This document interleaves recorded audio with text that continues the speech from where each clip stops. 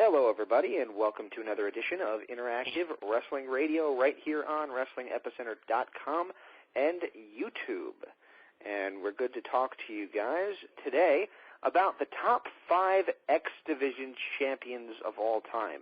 Now, off the air, I just told Nick that I'm recording a lot of my old TNA videos onto DVD from the Asylum years, and I've had a chance to relive some of the best X Division action back when it was fresh, new, and really unseen on American soil. So this will be a very interesting list for us to discuss, especially leading into Destination X, as we're going to have an X Division style pay-per-view coming up very soon here, guys. So I think, again, I guess I have to describe the rules, and then I'll introduce the guys. Here's how it works. We each name our 5 guys, and then we will argue down until only 5 guys remain, combined from the 3 lists, and then we'll have 5 and we'll number them, and there you go. There will be one definitive list. There is no arguing. If you think you can argue with it, go on our Facebook page and post your opinions to the contrary. Anyway, my name is James Walsh, and I'm joined as always by Patrick Kelly. Howdy, howdy. And Mr. Nick Knoll. Hi, Scotty Goldman. Who's Scotty Goldman? That was Colt Cabana's name in WWE. When he was signed to a WWE deal, and they used him as a jobber just horribly, and they gave him the nickname Scotty Goldman, I guess because he was supposed to be super Jewish. Which is amazing, because you would think it's like, okay, Colt Cabana is a guy that has a wonderfully comic personality. You would think he'd be perfect for WWE. Yeah, well, you would. And I'll say this, CM Punk made Colt Cabana a bigger star than his whole actual WWE stint ever did. Just with that promo, yeah. We'll obviously be talking about the CM Punk promo from Monday night, but let's get into this list. Let's get this part over, and then we'll get to the interesting events from Monday Night Raw this past Monday. All right, so who wants to do their list first? I will. Nick would like to go first this week, a change of the routine. All right, Nick, let's hear who you got. Well, when you're talking about TNA/Impact Wrestling, you're talking about my adopted child, basically, so I should go first. All right. Number 5, the living legend of the X Division, Jerry Lynn. One of the guys who held it early on, one of the key steps in getting that title established. Number 4, I'm going to go with the guy that's kind of reached both eras in TNA, and that is Kazarian. He was one of the champions during the early days of the company. He had some very good matches during his first reign. Of course, fairly recently, he's been the X Division champion a number of times, and of course, still and also has a reign as Suicide. Number 3, Mr. Winning Streak himself, Samoa Joe. If you look at Joe's title reign, that was probably the hottest that the X Division ever was, in terms of that 3-way storyline that he did with Daniels and AJ Styles. Number 2, I'm going to go with the phenomenal AJ Styles. The first champion, the champion that's held the most times, been a part of so many of the just key classic matches in the X Division. And number 1, Christopher Daniels. Longest reign as champion. Like AJ and Joe, he's been a part of some of the greatest matches in that division's history. And just you could not have an X Division without that man, in the role he has played as the X Division champion. All right. Well, that's an interesting list there, Nick. And Pat, if it's okay with you, I'd like to go second this week, if that's okay. I'm good. All right. First, I'm going to surprise some people. I told you, Duggan. I tried to work my way through that, but there's no way to bring Hacksaw into this discussion. But it is somebody that I have a history with, who I don't like very much, but I have to give him his due. The most hated X Division champion of all time, Kid Kash. I'm going to put his number 5. Holy fucking shit, you put him over. I put him over. Hey, you can't fault his work, you can just fault his attitude. I can fault his work. I was never a fan of the guy. All right, number 4, the man who is dumber than a fucking box of bricks, Sonny Siaki. I'm just throwing that one out there. Number 3, I'm going to get serious here in a minute, guys. Number 3, I'm going to put as Michael Shane, and I'm going to tell you why. I don't think you can look at him now as Matt Bentley or Maverick Matt and whatever his career turned out to have been. When you saw him at the very get-go, the potential was astronomical. Unfortunately, the end result was anything but.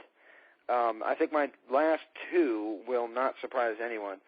I'm going to put number 2 as the phenomenal AJ Styles, who, I mean, does anything really ever need to be said? I mean, AJ Styles is Mr. TNA. They gave him that title a few times, and I think that that's the most legitimate title you can give to anybody. And he was the star of the X Division who actually went on to the world title scene as well. And, you know, a couple other guys have followed suit, but AJ was the one who I don't think would have gotten that same push if it wasn't for amazing so many people with the X Division.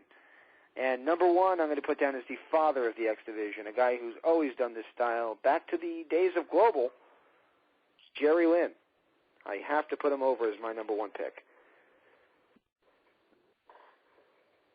All right. And Patrick, would you like to give yours? Okay, well, mine is not going to be overly different from Nick's, but there is one guy on there that I wanted to put over a little bit. But my number 5 is going to be Kazarian, who I feel has been just a major staple of the division for a very long time. He normally doesn't get mentioned in the same breath as somebody like AJ or Daniels or Joe, but he's been there for a very long time in the X Division, and he's always been Mr. Reliable through the highs and lows of the X Division. Even he's the best X Division guy they have now in the modern era where it's not focused on as heavily. Number 4 is somebody who both y'all overlooked, who I feel has been very important to the success of the X Division over the years, and that's Chris Sabin. This is a guy who helped. Yeah, he's the guy who helped popularize the Ultimate X. He was sort of the king of Ultimate X for a while. He held a lot of titles, and I think he's one of, if not the longest reigning champion. And if you search real hard, you'll probably still find him in Nashville trying to pull that damn X down. That was funny. At number 3, I'm going to go with Samoa Joe, who, as Nick said, when he was X Division champion during that whole 3-way storyline with AJ and Daniels, I don't think the X Division was ever as hot as it was at that moment. And, again, Joe he kind of took what AJ did in establishing yourself in the X Division and moving up to the main event, only he did it on a bigger stage. And it was like watching Goldberg move up through the X Division, if that makes any sense to anybody. Number 2, I'm going to go with Fallen Angel Christopher Daniels again, a guy who kind of owned the X Division like it was his and did very well whenever they put the belt on him. And number 1, I'm going to give it to the guy that established himself in the X Division and pretty much put the X Division on the map, and that's AJ Styles. I mean, what else can you say? Is AJ. The X Division was his baby, and he used that to springboard into bigger and better things.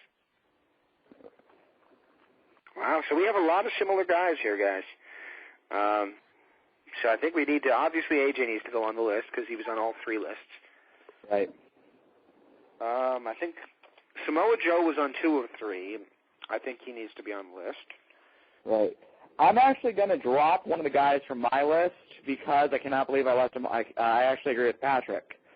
I'm going to drop Jerry Lynn, who was my number 5, and would say that if we're doing the ultimate list, Chris Sabin would go above Jerry Lynn in terms of everything in the X Division.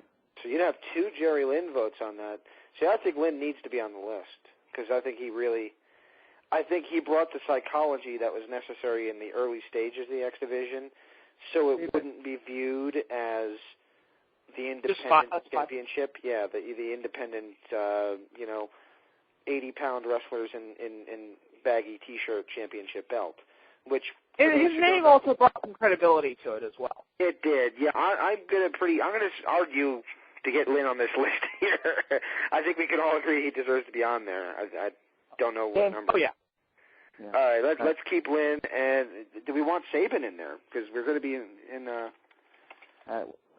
hard spot here because now we got 3 guys. We got Jerry, Samoa Joe, and AJ.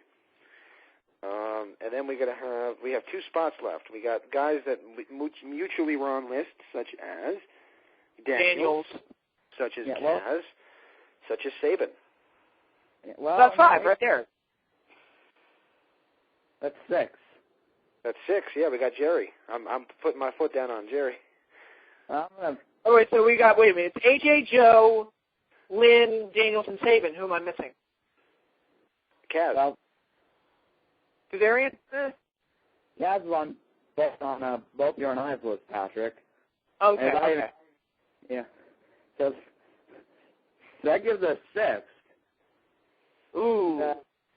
See, here's the thing. Even though James kind of talks about the psychology that Jerry Lynn brought, I don't think he ever had that reign where it was really him as the top guy in the X division, where the belt really was his. He'd always kind of felt like, I think he had 2 reigns as champion. The first reign was, I think, just them giving it to him to say, thank you for, being a part of this. Thank you for helping get AJ over and helping to get Low-Key over and the things you've done and the sacrifices you've made with your body during this 3-way feud. And I think his second reign was after he beat Sonny Siaki. Which was merciful to the fans, by the way. Yeah. I'm sorry. I put him on the list just to be different, but, I mean... See, that's why you got to stop doing that. Yeah. See, I was originally, James kind of stole my thunder a bit because I was going to do the joke list. And when he mentioned Kid Kash and Sonny Siaki, I was like, well, fuck my idea. It was like... Every week, James, you try to be different with this list, and what you do is you wind up looking like an idiot because, look, nobody else in their right mind is going to name... Even you yourself said when Sonny Siaki's X Division title reign ended, it was merciful to the fans. It was. He was one of the worst X Division champions there is, and he was a talented guy, but he was not an X Division wrestler. And I agree. It was horrible. My point is, if you had made a real list, who knows? You could have actually cast a vote for Kaz or Sabin, and that would mean they were all 3 lists, and thus would be locked on the ultimate list. Now, don't argue logic. Okay. I'm surprised that nobody said Kurt Angle. Or, God, who else were some of the ones? Or Robbie E. Or, did Robbie E. ever get the belt, though? Yes, he did. In terms of talent, he's okay. The gimmick is horrible.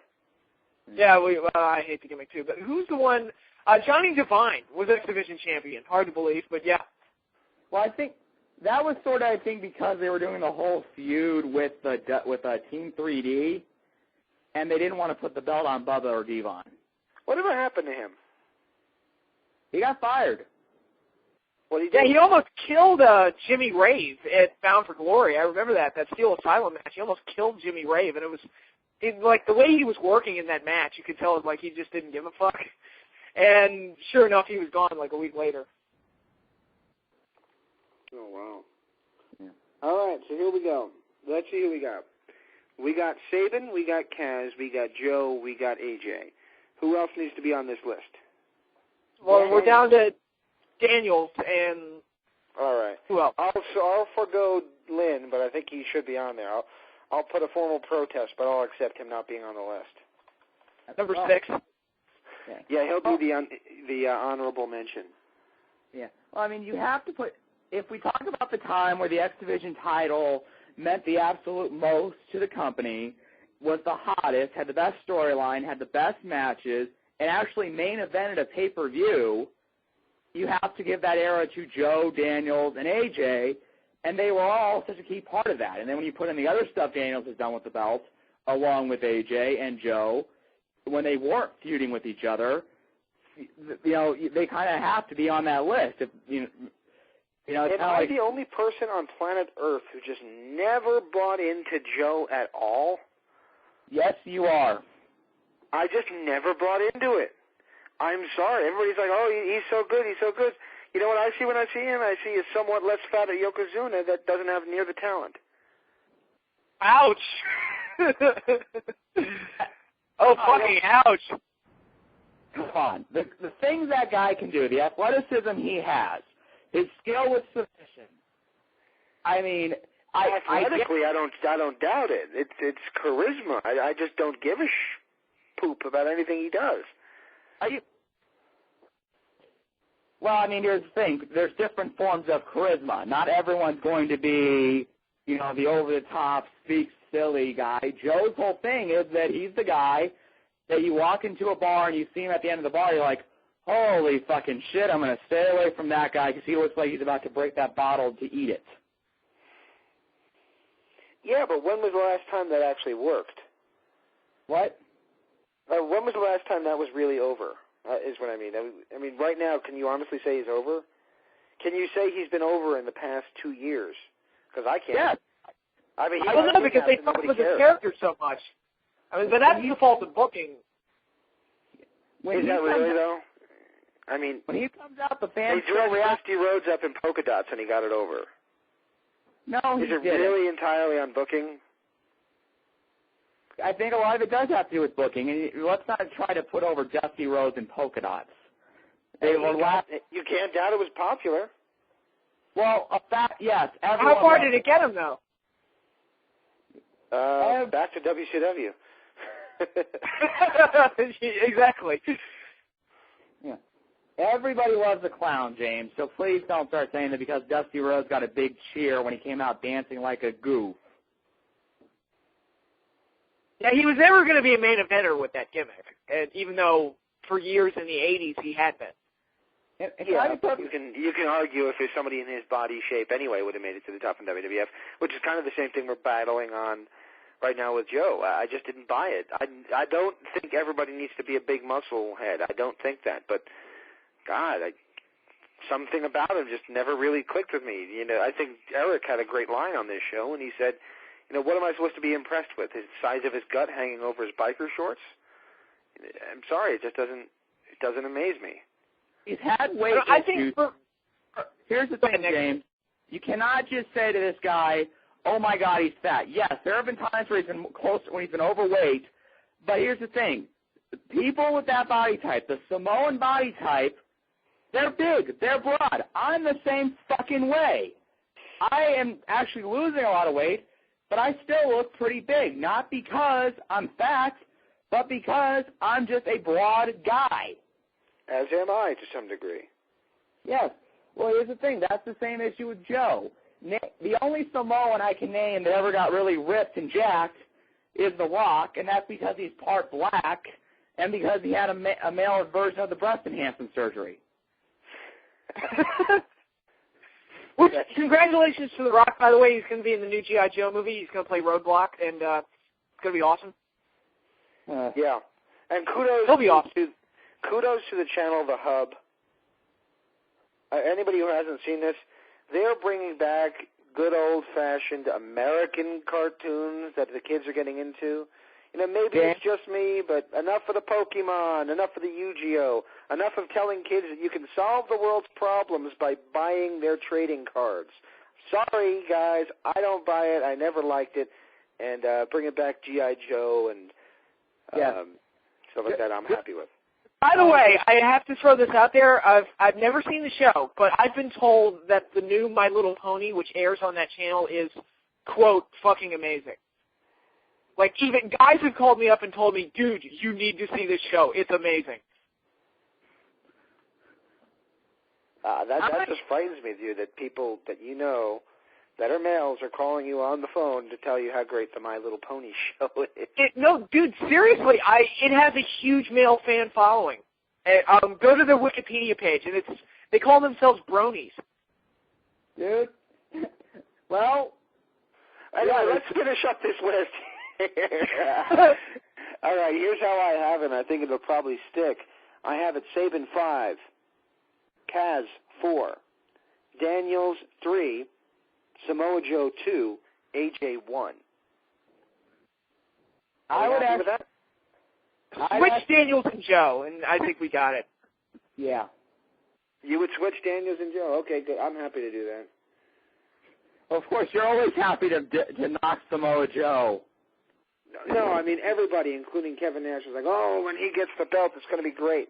Oh, damn that Booker T. Joe couldn't get over, so let's blame Booker. Sorry, don't buy it. Oh, look, that was Booker T's fault. Well, I mean, I'm not going to blame Booker T. But what I will say is that who else has had the belt and taken TNA to the promised land? I mean, AJ didn't do it. Kurt Angle didn't do it. So, I mean, can we really, I don't think it's the role of the champion that could do it. I really don't. I don't. I'm just busting his chops because everybody said it was going to happen and it didn't. I don't think that's going to be. That's not the way it is. It's not. The way TNA is going to grow is not, if we only could put the belt on the right guy. That's not what it's going to be. They need to. I think they do need to change the name. I think they need to completely, push this whole Wrestling Matters thing and push it as far as it will, because the wrestling fans are still out there somewhere, and if they actually start really gearing their program towards that, I think that would be a good thing.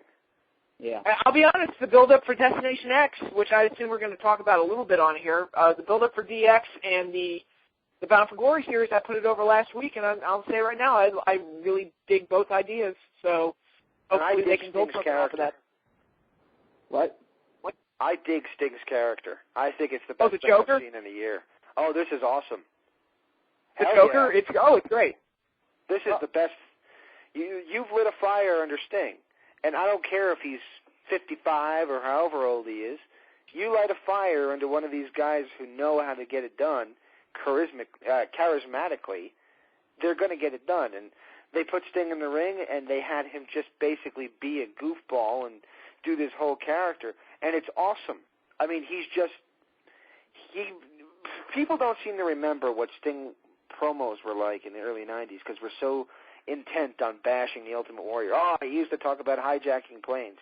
Oh, yeah. Did you ever try and figure out what the hell Sting was talking about? Because back then, Sting was. Yeah, if anybody's ever seen The Crow, which dumb question, a lot of people have seen it.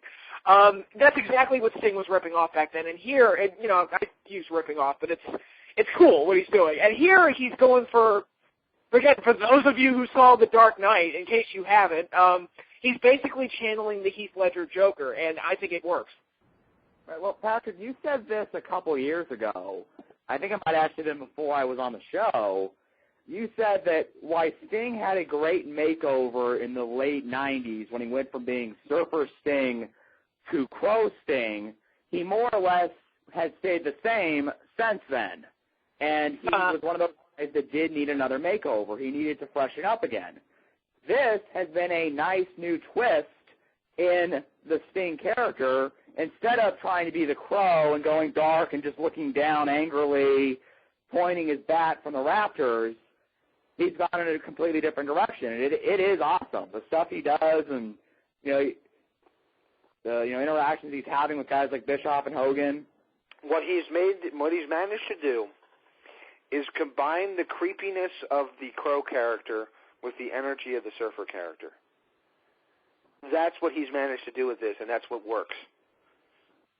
Right. And I'll throw this out there. I saw his match with Anderson at Slammiversary, and I thought the way that match started was really cool. And I guess that was kind of the genesis of it, where Anderson was doing his typical intro on the stage, and Sting snuck up behind him and jump-started the match. I thought that was really cool. And they're making Sting a very kind of unpredictable character again, and I like that.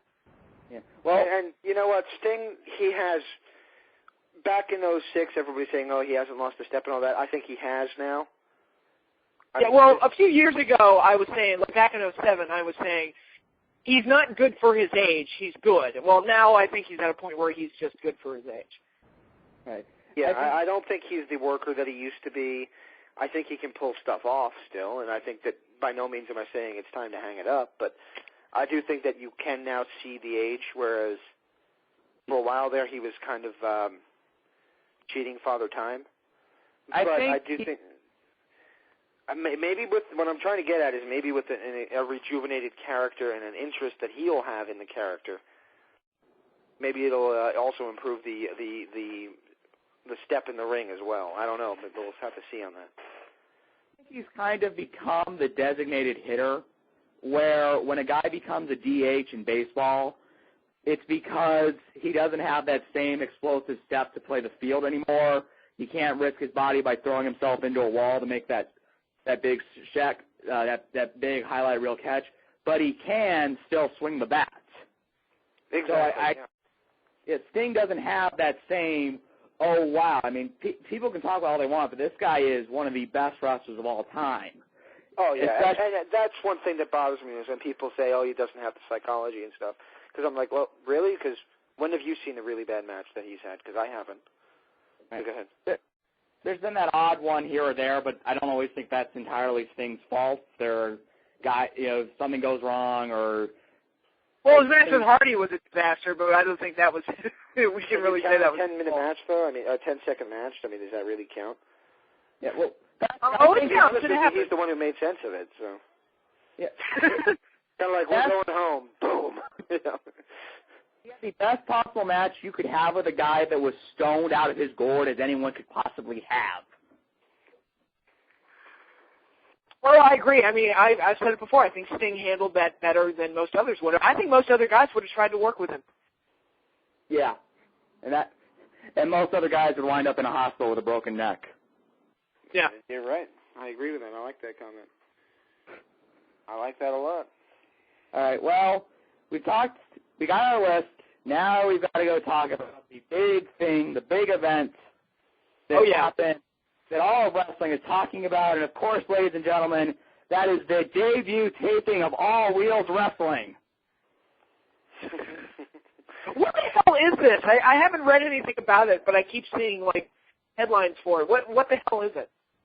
It is a wrestling promotion started by Jeff Jarrett and Hermie Sadler that will film out of the Impact Zone, where it's going to be NASCAR meets wrestling, where the guys are all on horrible teams. Yeah, I've just lost interest. Just the description made me lose interest. Look, what is Jeff Jarrett doing as part of this? Doesn't he have other things he needs to be doing? Well, he doesn't work for TNA backstage anymore.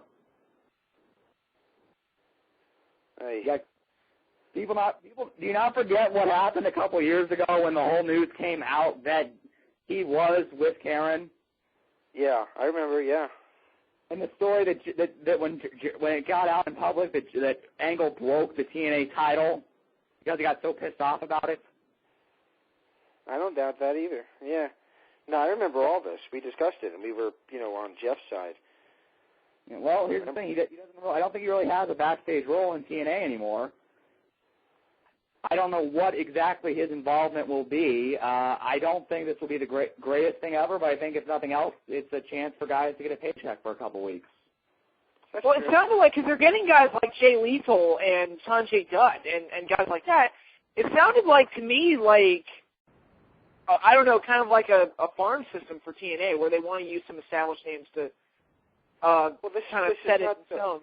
This is not the first time that Hermie Sadler's run a wrestling company. He ran a company that essentially TNA used and piggybacked off of as the house show brand for TNA, which was UWF, which later just became be known as UWF TNA. That was owned by Hermie Sadler. And they put on some interesting shows, and they also used guys that were not necessarily just TNA guys. They also they brought in Lita for one show. They brought in I can't remember anybody else, but they have had that promotion had a history of bringing in guys that either had been released from TNA or other big names that were on the independent scene that had never even worked for TNA. Right. Well, I bet you this is going to be just a similar kind of thing as that, and they're trying to combine two of the biggest redneck sports around. With the two biggest redneck sports. Yeah, exactly. And that and bull poker. If they can work in bull poker, they're set. Well, I'll say this. We'll have to see what happens. Right now, it's only at like a pilot taping stage, so we'll see if it even gets picked up. All right. Well, who are they piloting it? Well, I guess they don't even know what they're piloting it for because they're going to shop it around. Interesting, if nothing else. I can't imagine it's going to go anywhere, but good for them. I know. James, before you start talking about and how they're going to have to shop it around and you don't know who's going to pick it up, they actually do have a deal with Speed Vision, which is predominant. I know what Speed is. Yeah, if you get the sports pack, you pretty much get that channel. So, and that's actually where Hermie works full time, as he's an analyst for their NASCAR coverage. Interesting. Good for them. I mean, hey, if they can. So we'll have wrestling on a NASCAR channel. Is that really that different than wearing wrestling on a sci-fi channel? Yes. Or can I call it sci-fi? sci-fi, yeah. Fucking. By the way, don't get your hopes up about the Hub. That'll be the next channel that gets ruined. Yes, it already is. How so? Well, they're airing the fucking old Batman series. That series is awesome, okay? I'm going to leave you guys with this thought, okay? When WCW Nitro, and I might have shared this on the air so Nick might get that old buzzer out that he had for me in the past, when WCW Nitro used to air in England, it was put on during dinner time. And the network that aired it, I don't think it was Sky Sports. I don't know who aired it exactly over there. Ask your wife. What's that again? I'll have to ask her. She swears she has this on video, and if she does, I'm desperately going to try to upload it to my computer and put these on YouTube or something. Apparently, during the matches, they aired Nitro incomplete. It was complete, but during the action, you'd hear Bobby Heenan and Tony Schiavone talking. You'd hear all that, but they put in sound effects every time somebody hit somebody. And when Kevin Nash had somebody in the corner and was delivering elbow smashes, they'd put the big wham, boom, blash things in block bubble letters on the screen as he performed these moves. I so want to see this. I couldn't make that up. So apparently that's a true story. I have no idea if that sounds like sabotage.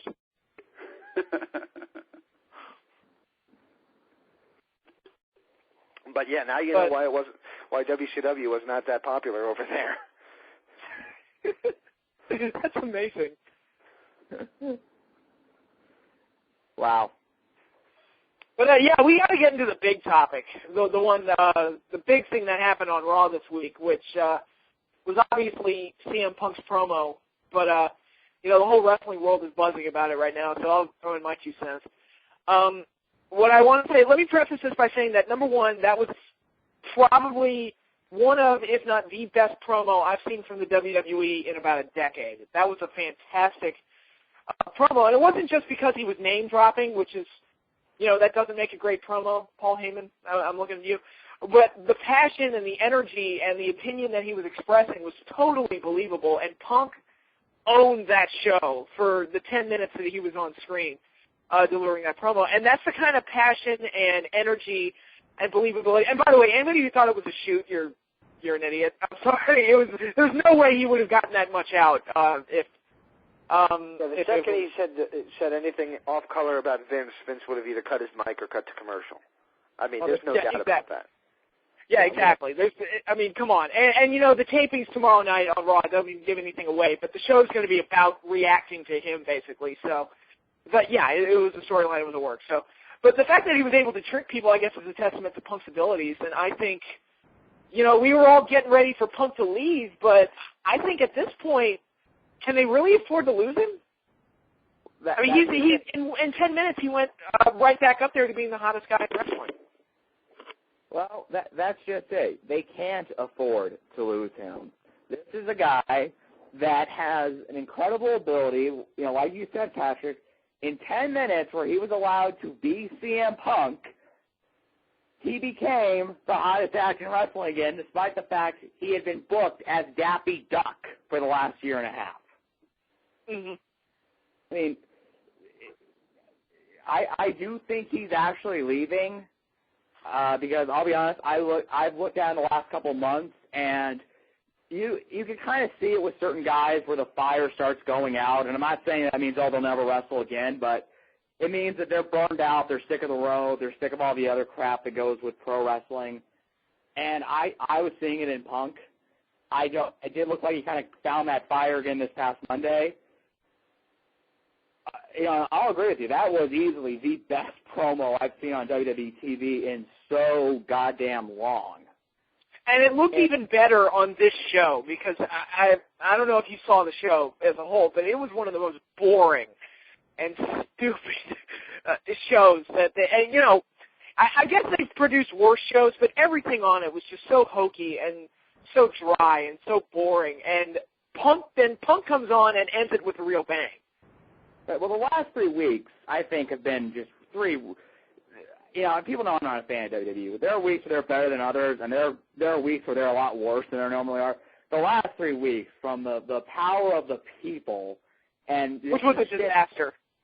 Which I don't want to hear this excuse. Oh, something went wrong with the voting, and that's why Mason Ryan went out there. No, you put Mason Ryan out there because you wanted Mason Ryan out there. So it's just that people called you on your fucking bullshit because no one's going to want Batista's love child out there over Sin Cara in an Evan Bourne match.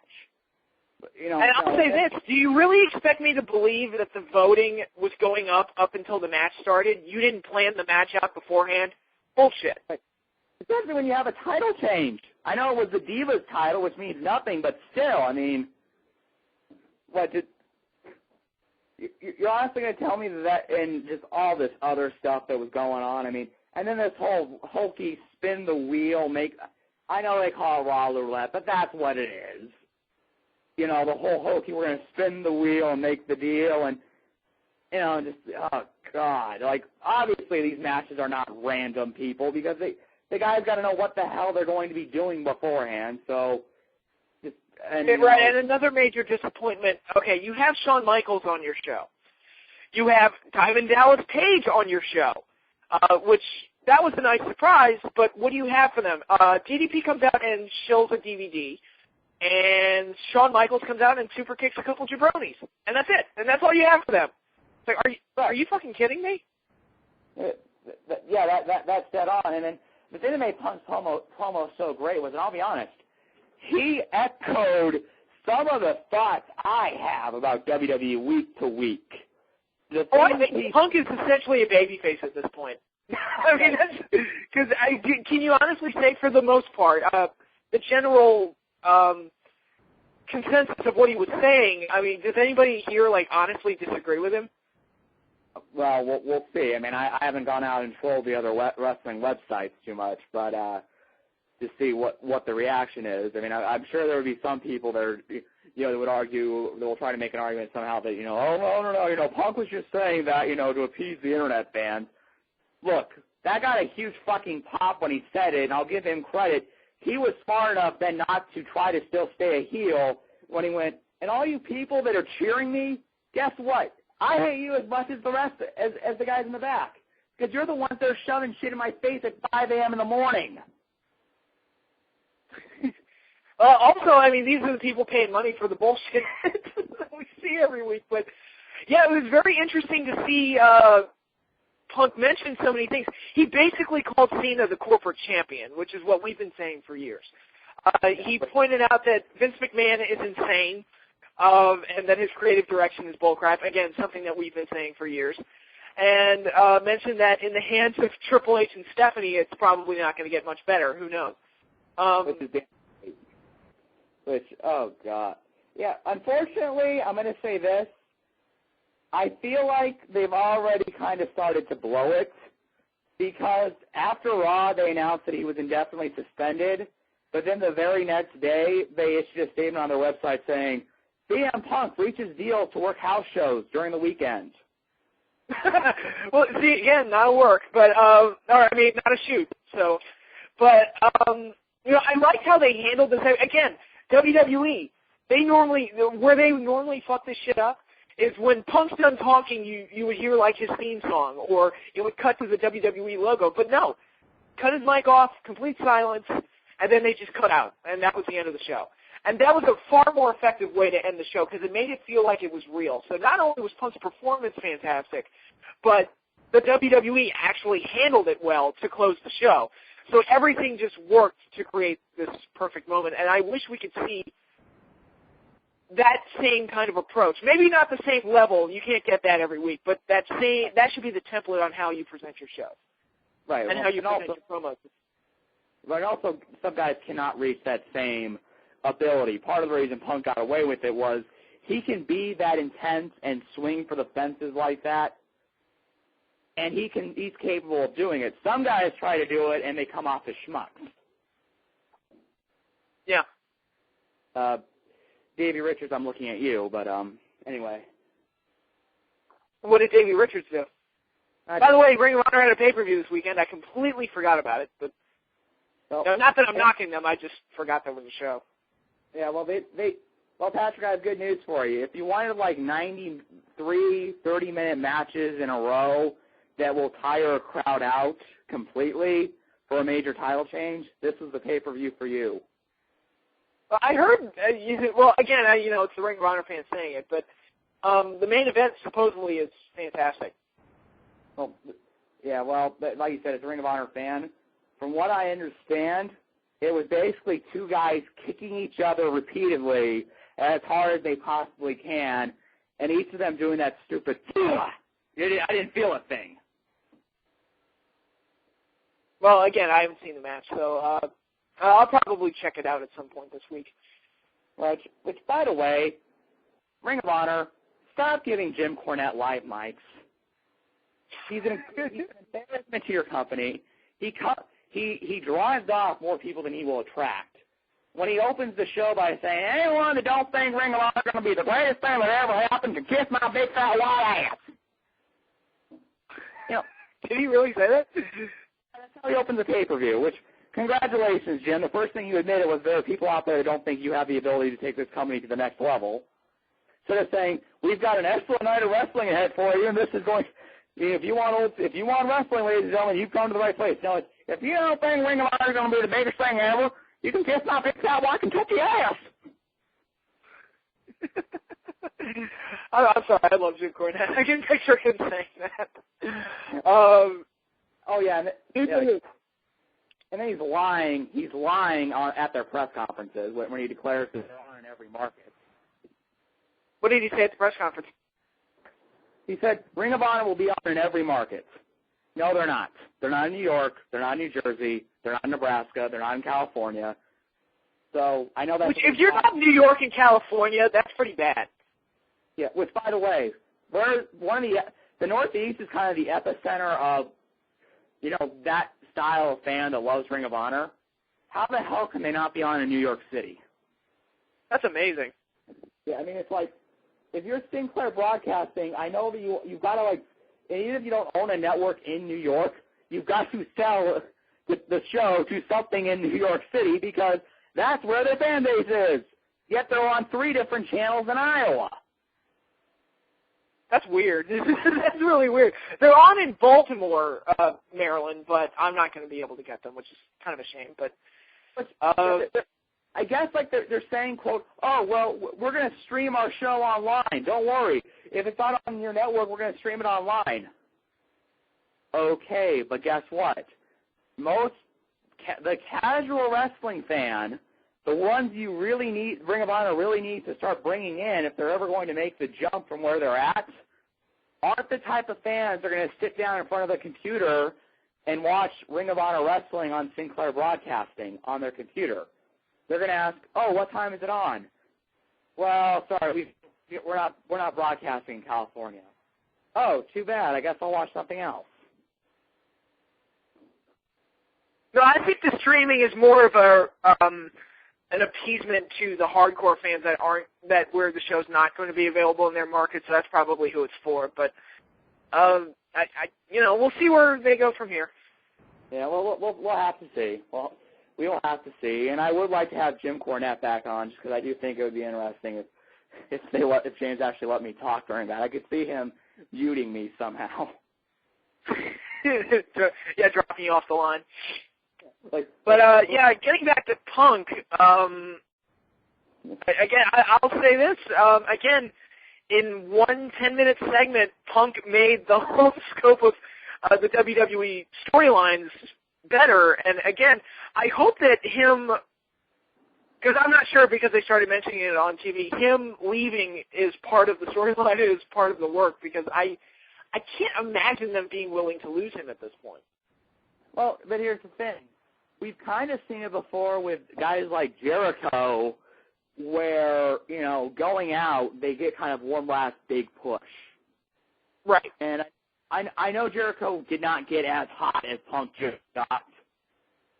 But there is that old school wrestling logic. Well, if he's leaving, we've got to get the last of the juice out of that orange, it's sort of like when a guy, back in the old days when a guy was going to move to another territory, he'd lose a loser leaves town match in the territory he was working. So, I mean, I agree with you. They can't afford to lose him, but I do think he's burned out, and I think he will take a break. I don't know what he'll do on this break, even if it's just even if, say, he just spends 6 months bumming around Chicago, and then comes back. I do think he's gone after this pay-per-view. Unless they make him some huge offer, and they do the one thing that I think he would want, and that's some control over how he's booked, which I don't think they're going to be willing to give him. Because I think his big issue is, well, guys, I have got a lot of talent. I'm capable of being a main eventer. I've shown that I can draw a pretty good audience, but you guys don't book me correctly. We had an opportunity with the Straight Edge Society, which you guys treated as the most incompetent group of wrestlers ever. They bumblefuck with Punk so often that, we've talked about it on the show, how frustrating it gets that you have, the guy, in 2009, he was the guy, and you flushed him down the drain for whatever reason. No good reason. I was actually thinking about this afternoon as I was out driving around. They had an opportunity to even get him hot again with the Straight Edge Society. They had Joey Mercury in that group. For those that don't know, Joey Mercury got fired because he had a problem with pain pills. He suffered a major injury where a ladder destroyed his face in a match. He relapsed, got fired, and now he's cleaned himself up. If there's not something you can do with that, considering CM Punk's gimmick, which is you've got to do more with that than having Joey Mercury be a masked ninja that comes out from under the ring. Yeah, the whole group went nowhere. The most heinous thing they did was ruining a little girl's birthday party, which was, I'm sorry, I thought it was funny. It was not heinous. It was hilarious. Which, by the way, if we're talking about ruining a little girl's birthday party, my Uncle Joe has done that at least 6 times with his daughters, so, it's not that big a deal. Yeah, and, but I think Punk at this point, hopefully what I hope happens, Punk staying, I think, if I were in WWE right now, I'd be saying, okay, let's just give him whatever he wants to get him to stay, because we can't afford to lose this guy now. I don't think Punk would go to TNA. I think that's out of the question. He's not going there. But I just think having that hot act right now, I don't think WWE can afford to lose him at this point, because then it's like the show kind of loses that energy that Punk carries with him. And I would hope that if he is leaving, that it's like, okay, that promo worked. Let's try and make the show more like this and less scripted and mechanical and hokey and stupid, and let's do more shows like this. Yeah, but you know what, Patrick? Here's the thing. This reminds me so much of the conversation we had, the many conversations we had when Punk was champion on SmackDown, and they were just doing these incredible shows week to week. And we even going to that match with The Undertaker at Hell in a Cell, I thought, there's no way they're going to put it back on Undertaker. They get it now. I gave them the benefit of the doubt. My faith's burned. I'm sorry, people, because I will spoil this, so if you don't want to hear hear what's going to happen next week on Raw, plug your ears for 30 seconds. Okay, ready? Vince McMahon says that if John Cena doesn't win at Money in the Bank, then Cena's fired.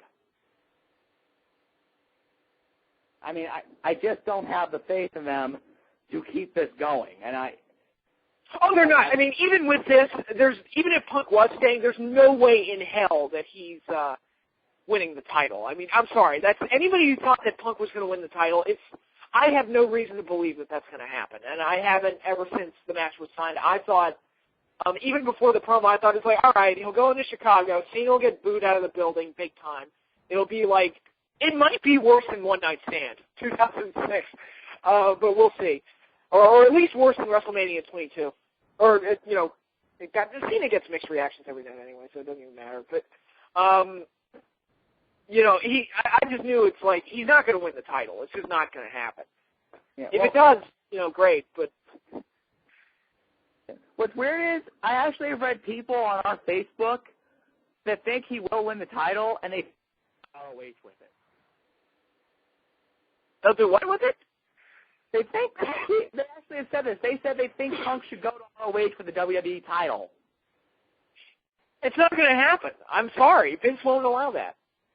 Yeah, exactly. I always say this about ROH. It's the new ECW, down to Vince occasionally giving it a loving pat on the head to satisfy the owners of it. Or, just, I'm like, look, people, I kind of disagree. I think there is a possibility that CM Punk could go to TNA, if nothing else, because in this business, never say never. But I don't know what's going to happen. But like I said, I don't have the faith in the WWE to understand that what a hot act they have right now, and to get that, people want realism. No, next week it's going to be, hey, now we got to get back on track and make sure Cena gets his pound of flesh out of Punk. Oh, I mean, how often does this happen? I mean, we look back through the years. When the Matt Hardy and Edge storyline started, we thought that was amazing. Like, okay, that's their direction. That's where they should go. They fucked that up. When Edge won the title the way he did when he cashed in on Cena, that was awesome. We go, okay, that's their direction. That's where they're going to go. Fuck that up. Which with Nexus. Remember how awesome everyone thought that moment was? Nexus, same thing. Fuck that up. They fucked up Nexus. They I was thinking of another one, and it's slipping my mind right now. I did not CM Punk, his first title reign. I mean, there are so many times where they find this awesome direction through one great moment, and then they fuck it up. It happens so often. So, the faith isn't there that they'll follow up on this and make it as awesome as it should be. Or at the very least, change their show to reflect on that moment. But, Right. Oh, by the way, Nexus is still going. I don't know why. I'm still, in shock that angle, that stable is still around, but okay. Nexus has actually gone beyond the NWO, I think, in, breakups and continuations of it and new versions of it, because you have the original Nexus, then you have the McGillicuddy Husky Harris Nexus, then you got Core, now you've got new Nexus. It's like, seriously, does anyone even remember? Can anyone name all the members of that group they've ever had? It seems like they've had 16 million people join it. Well, right now it's just, I'll tell you this, the first segment that introduced Nexus I thought was fantastic, but my worry was that the guys just weren't talented enough to carry a main event angle, and sure enough, Danielson's great, and he's the best one of the group, but they dropped him, the next day. So, guys like Barrett, Otunga, Slater, Gabriel, who else was in the original group? I don't even remember all their names. I'm looking at these guys, I'm like, I have no faith in these guys that they can carry this angle. And sure enough, that's what happened. It's like, we're pushing young guys, but they suck. Right, I mean, Michael McGillicuddy, for those that don't know, which I know there's probably 2 people left, he is Kurt Hennig's kid. He is anything but, Mr. Perfect in the ring. I know that's because he's young, but you're like, wow, the family genes did not pass on the wrestling skills, did they there? Dolph Ziggler is more like Kurt Hennig's son than Kurt Hennig's son is. Yes. And it doesn't help that the name is just the stupidest thing I've ever heard, but yeah, I mean, if you're going to push young guys, and I kind of talked about it last week with Gunner and Crimson, because TNA, I'm sorry, I like that you're trying to make new stars, but I don't see the appeal in those guys. But if you're going to try and make new stars, get behind somebody like Alex Riley. I think Alex Riley, they've got something with that guy, and they could mold him for a while and see how he ends up. I mean, but guys like Wade Barrett and, basically the entire crew of Nexus, except for Punk, I mean, are these guys really worth the amount of effort that you put into them? Yeah, well, see, that's just it. I actually agree with you on Alex Riley, and I'm amazed so far, they've actually done such a solid job of booking him. There hasn't been like that big uh-oh moment where it's like, yeah, they're going to overpush him, or uh-oh, they're starting to kind of make him that typical baby face. So hopefully, this guy will work out. I think he does have a lot of potential. I'm hopeful that he works out. The problem is I've also said that about a lot of other guys over the years. Oh, yeah, it seems to be like every year, okay, who's that guy that we're going to be disappointed in? And how they handle him, but, oh, man. Yeah, and of course, then there's the perpetual king of that, and that is John Morrison. Which, again, I don't know how that guy's not already a world champion at this point, but, what can you do? Yeah, which R-Truth remains in the main event, for those that have missed it.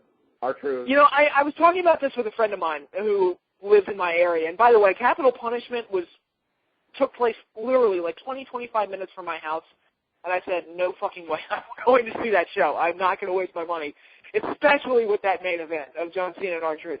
And we were talking about it, again, he felt the same way I did. It's like, there's no way I'm going to that show. And we were talking about it, it's like, how does R-Truth, get in the main event? How does that happen? And I'm like, dude, they're trolling. That's all that is. It's total trolling. They were just saying, okay, how can we piss off the internet? Oh, we'll put R-Truth in the main event with John Cena. It'll be like, for what I've heard, it was like one of the worst pay-per-view matches, or pay-per-view main events ever. Yeah, which... I'm hearing it was awful. Yeah, which unfortunately I don't think they are pissing off the internet, because so many times now the internet just adapts to whatever WWE is doing. I actually have heard there are people that are putting over R-Truth as, quote, the best heel in wrestling. Little Jimmy, this character, you know what it reminds me of? It reminds me of Planet Stasiak. It's like this weird gimmick that makes absolutely no sense. I don't get it. And he's just acting crazy to get a reaction, and it doesn't fucking work. I'm sorry. Here's the thing. They're trying to make him into, a dangerous character. They're trying to make him into a character that's, so crazy he's going to, try to, rip your throat out. He isn't doing that, because he comes out with these big, crazy bug eyes, just all looking all over, and then he says things like, I got okey-doked by little Jimmy. You got okey-doked? What the fuck does okey-doked mean? I don't think he knows what it means. You say that, they try to create a dangerous character. The way they structure their shows now, they can't do that because most of the time these characters are standing in the ring talking to their opponent for 10, 15 minutes with nothing breaking them up or nothing. No, it's not like when Austin was around. Whenever Austin was around, he was such a combustible element that you really never knew what he was going to do. If he was in the ring with a woman or an announcer, it's like, dude, that person might get his ass kicked because you just never knew what Austin was going to do. And you can't do that now the way they structure their shows. Austin would drive a fucking Zamboni down the ramp and go flying off of it to attack Vince. Yeah. There would not be 15 minutes of him talking. And on a couple weeks ago when they announced the winner of Tough Enough, they did this whole statement where, they beat up the winner of Tough Enough because I guess Vince and Austin need to still be over. And then out came R-Truth dressed like a Confederate soldier. Out came The Miz. Out came John Cena. And at one point they just showed Austin, and he had a fucking look on his face that told me, he's thinking, what the fuck happened to this company? Who are they hiring to write this shit these days? As he's just standing there drinking a beer. Well, it becomes like coffee talk almost. These promo segments, they become like a coffee talk thing, and there's no fear that a fight is going to break out. There's no animosity between, no unstableness between these characters. It's just they come out and they civilly talk to each other. It's a coffee talk kind of situation. They might raise their voices a little bit, but it's not going to get physical until maybe the last 2 minutes or so. Yeah, and another issue is, and we go back to this so often, they don't like to let the heel get actual heat. One of the key ways a heel gets heat is he hurts the good guy. So many times we see John Cena beat up, destroyed, thrown through a light. Has every single finishing hold ever invented applied on him. And he stands up and he gives the C Nation the thumbs up. Well, he's the last son of Krypton. He's son of Jor-El. He's immortal, God among men. He's unbeatable. He's John Cena, and he's never going to go away. I'm convinced that he's going to be there for like another 6 years on top. Like he's just going to be that guy that we are never going to get rid of him. Yeah. And I don't want to insult the guy I'm about to talk about, but it has to be said, he's Bob Backlund. Because when you read a lot of books that cover the late 70s, early 80s in pro wrestling, so many guys kind of say about Bob Backlund, he had a 5-year run as champion, and the fans never really accepted him as the successor to Bruno Sammartino. I mean, they were chanting howdy doody at him. That's basically John Cena. He's the guy that they will not give up on. With Backlund, though, and again, when Backlund came back in '92, and they said that he was this guy that held the belt for 6 years, and when he came in, I was like, really? This guy held the belt for 6 years? This is who they strapped their horse to? I was like, all right. But at least with Backlund, I could understand, because once they lost Bruno, it was like, oh, shit, what do we do now? And I think they saw Backlund as reliable in the same sense that Bret Hart is, and that he could, okay, he's not the most charismatic guy, but damn, he can deliver a hell of a technical match. And that's what Bob Backlund could do best. And he go back and watch his old shit. He was a very good worker. So I think that was the thought process with Backlund. But I think with Cena, they think, oh, like we just manufactured an amalgamation of Hogan, Austin, and The Rock, and he's our guy, and he's our poster boy. And like half the fan base just can't stand him. Right. I mean, that's the thing. I mean, ironically, the thing that kind of got Backlund out of that role and forced it and caused a changeover in who the top guy was going to be was Vince Senior selling to the current Vince McMahon. Mm-hmm. I have a feeling that when Vince concedes control of the WWE, Triple H is going to come back and take over the damn thing again.